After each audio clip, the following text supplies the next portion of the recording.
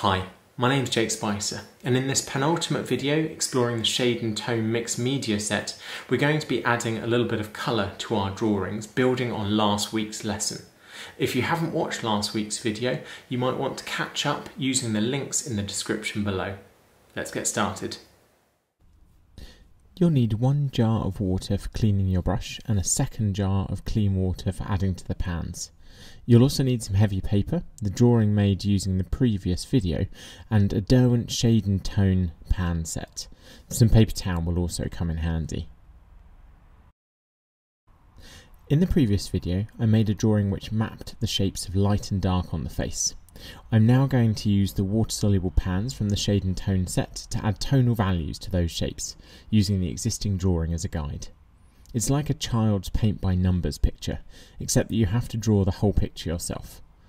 To keep the study simple, I'm just going to use graphite grey, one of the graphitin pans in the set.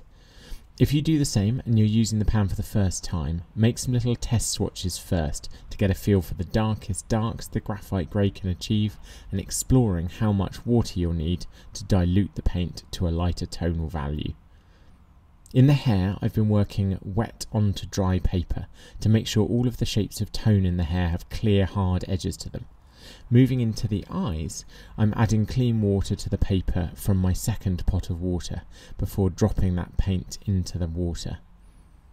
While the paint spreads out and creates unpredictable effects in solution, it won't spread further than the limits of the water that I painted down, and it will remain easy to move around on the paper, allowing me to blot off excess paint or add more concentrated grey to the pool of water before it dries.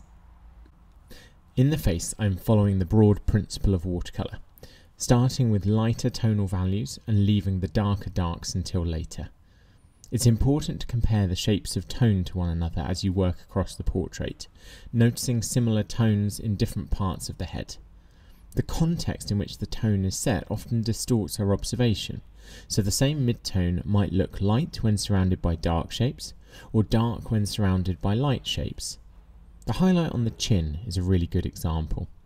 While it looks light amongst the dark shapes surrounding it, if we compare it to the shadow cast by the eye socket, you'll see that they're the same tonal value. If your aim is to represent what you see as you see it, then you'll need to make sure they are both the same tonal values in your picture.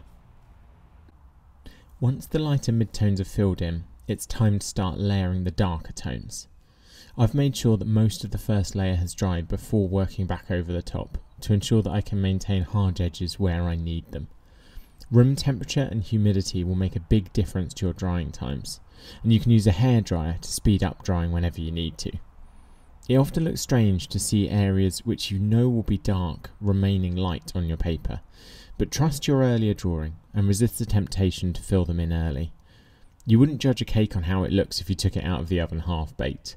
It's the same with a painting or a drawing. Wait until it's finished before deciding whether it's worked or not. Deciding when it is finished is, of course, a challenge in itself. Be careful with your marks around the lightest highlights, and try not to go over the bounding lines which you established when you first made the drawing.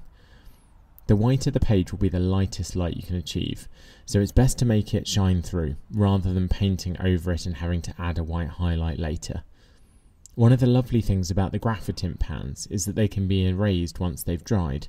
Although I won't be doing that in this video, it's worth trying out yourself. Finally, I've added a few extra layers to the darkest areas. If you're trying this at home, you might want to experiment with mixing the ink black or the sepia ink from the pan set into the graphite grey to achieve even darker darks, but use them carefully, they're powerful colours. Next, I'm going to show you a little exercise that builds on some of the ideas I described in the last video, namely hard and soft edges. The water-soluble pans are ideal for exploring different edges, so first we'll start with some material experiments. When you paint a stripe of paint onto a dry page, you'll often notice it has a hard, controlled edge and a softer, more varied edge. Wet the page first, and any edge coming into contact with the water will dissolve into softness, while adding water to a stripe of wet paint will do just the same. Use your control of the hardness or softness of the edges of your brushstroke to reflect the hardness or softness of the edges of tonal shapes that you see in your subject. We can put it into practice with some quick facial feature studies. The eye is always a great subject for study, and I'm going to work really wet so that my paint moves around a little unexpectedly to stop me getting bogged down in detail. You'll notice that the water still controls where the paint flows, so I've left some little barriers of clean paper behind to stop all of the colours blending into one.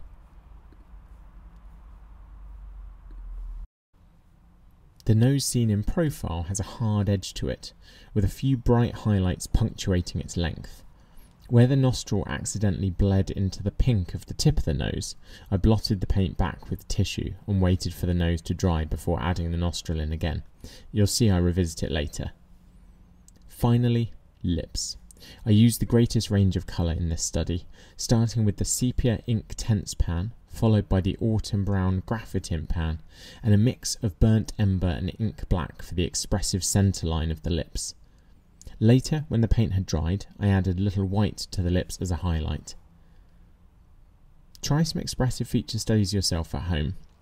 Make them playful, and don't be afraid to let the medium do a lot of the work for you, exploring where to control its flow and when to let it bleed into the wet paper. Thanks so much for watching today. In our next video, we return to dry media, exploring hatching and cross-hatching in our drawings. See you then.